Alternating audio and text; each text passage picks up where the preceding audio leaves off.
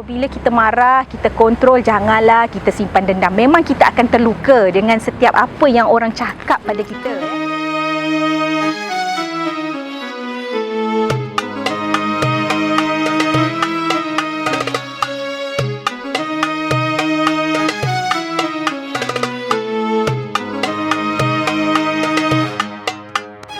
Okay, hai semua. Assalamualaikum warahmatullahi taala wabarakatuh. Salam Ramadan saya ucapkan kepada anda semua.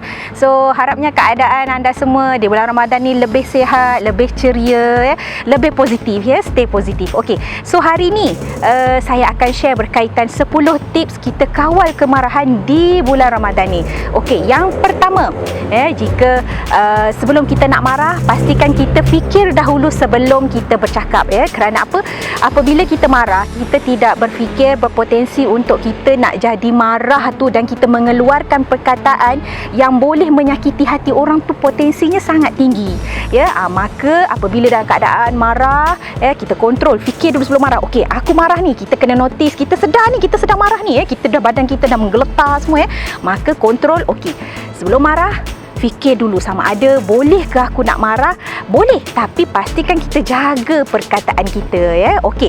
Yang kedua, maksudnya kita gunakan humor. Tujuan maksudnya bila kita berbicara, bila kita bersembang dengan rakan, bila kita hadiri apa-apa occasion pun, pastikan kita dapat gunakan perkataan yang boleh menimbulkan unsur humor ataupun lawak. Contohlah, tengah sembang-sembang santai dengan kawan, kita ada unsur gelak, tujuan dia untuk bagi reda ni, marah ni, otak-otak muka yang tegang ni jadi lembut balik, Okey. Kemudian, sedap angin sepoi bahasa, Okey, yang ketiga, so kita ambil masa untuk bersendiri. Kita sedar kita marah, so kita time out, keluar seketika daripada situasi marah tu, Maksudnya kita tengah bergaduh dengan kawan ni ke, ada selisih faham dengan seseorang, kita tarik nafas and then keluar dulu. So jauhkan tempat tu daripada situasi yang boleh menyebabkan lagi keadaan marah tu lebih banyak, Okey, yang seterusnya adalah cari alternatif lain. Katalah, pada masa tu anda sedang marah, berada di meja. Jadi kita kena alihkan perhatian, kita duduk di tempat lain yang agar keadaan marah tu dapat diredakan. Sebab kalau kita duduk tempat yang sama dan emosi tengah marah pada ketika itu, maka akan boleh menyemarakkan lagi rasa marah tu. Tambah lagi bulan puasa, kita lapar kan, perut kosong, tambah lagi kalau siapa yang tak sempat sahur tu, so akan mudah untuk nak jadi marah tu tinggi, Okey. Kemudian yang seterusnya, kalau boleh, apabila kita marah, kita kontrol, janganlah kita simpan dendam. Memang kita akan terluka dengan setiap apa yang orang cakap pada kita, ataupun sesuatu perkataan yang menyebabkan kita terluka, Tapi kita kena belajar bahawa okey, tak apalah apa dia nak cakap tentang aku, kita tolak tepi, kita just let go, Maksud nak let go ni sebenarnya susah tau, Tapi kita kena belajar anggap bahawa okey, dia cerita dengan kita, maybe dia cakap perkataan yang kurang sesuai dengan kita, Tapi kita ambil sudut positif bahawa jangan simpan dendam.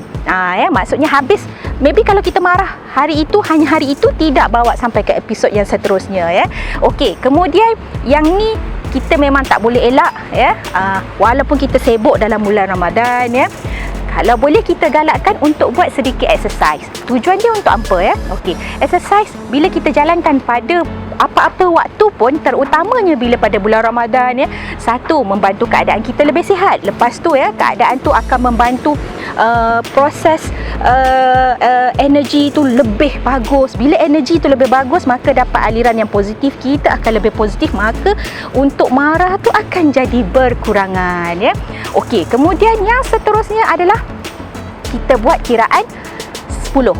Dengan kata lain, ataupun kita boleh buat teknik pernafasan. Tengah marah, tarik nafas daripada hidung, pastikan perut kembung, and then tahan kiraan 8, 7, 6, 5, 4, 3, 2, 1, kemudian hembus, Okey, buat sehingga anda rasa reda, Okey, kalau kata tak boleh nak buat untuk pernafasan, okey, cukup memadai anda tarik nafas, tahan. Okey, buat kiraan dalam 10 pun dah memadai kalau kata anda tak tahu nak tarik nafas tu dekat perut bahagian mana nak kontrol, Okey, Okey, tapi yang betulnya ialah semasa kita tarik nafas, pastikan perut kita kembung. Itu teknik yang betul, Kita luah apabila kita rasa reda. Maksudnya berkait juga dengan komunikasi. Apabila kita marah, kita kontrol, tahan perasaan, and then baru kita boleh bercakap dengan orang.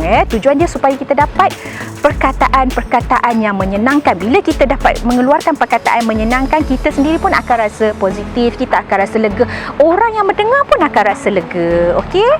Okey, kemudian yang terakhir ialah katakanlah dah cuba semua 9 tips yang saya bagi tadi ni Okey, so bolehlah minta bantuan pada individu yang lebih profesional Sempena dalam bulan Ramadan ni sebelum saya mengakhiri untuk tips saya pada hari ini adalah amat digalakkan untuk anda menyebut kalimah-kalimah Allah ni Kita berzikrullah dengan mengingati Allah tu, jiwa kita akan lebih tenang, insya-Allah.